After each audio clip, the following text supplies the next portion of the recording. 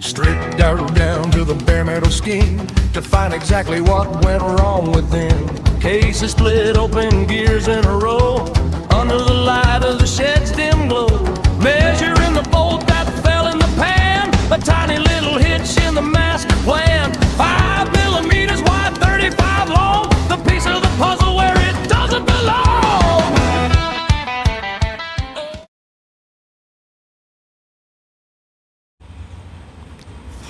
Okay, so I need to loosen the brake bolt through here and this one here,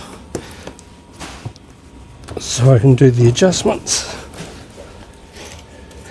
The brake one is 19mm.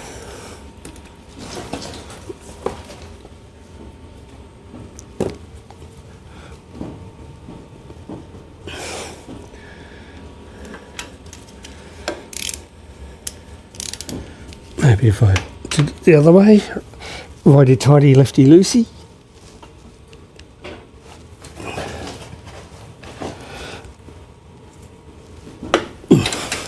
That's quite tight.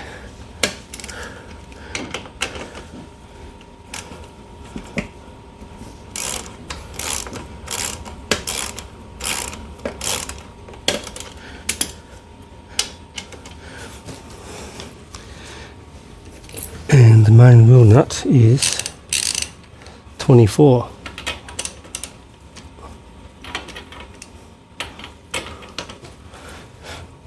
And I've just got the screwdriver through this side in. If it starts to turn, I'll have to grab it. Okay, it's turning.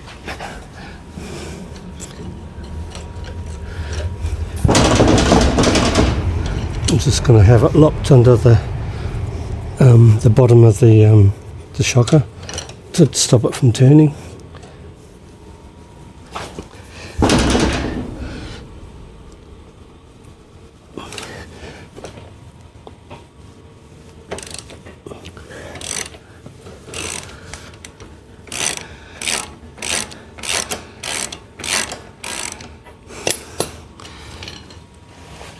Okay,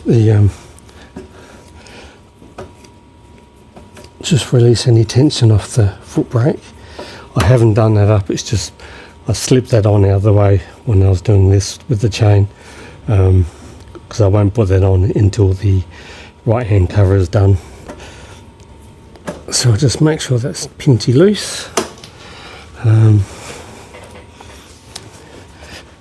then I need to adjust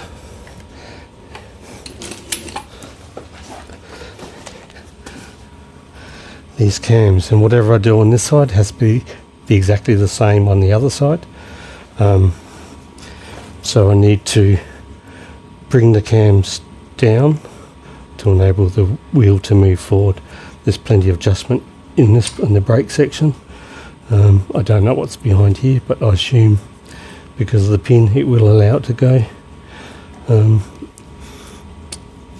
And I'll just see if I need any tools for this. Okay, that's just the lock nut. There's another big nut at the back, and that one is a 30mm.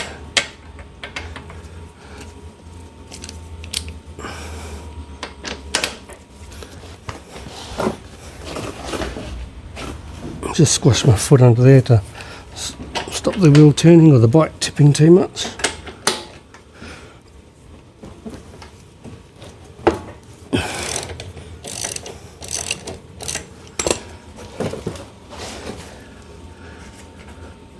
Okay, oh, that moves quite easy. I might just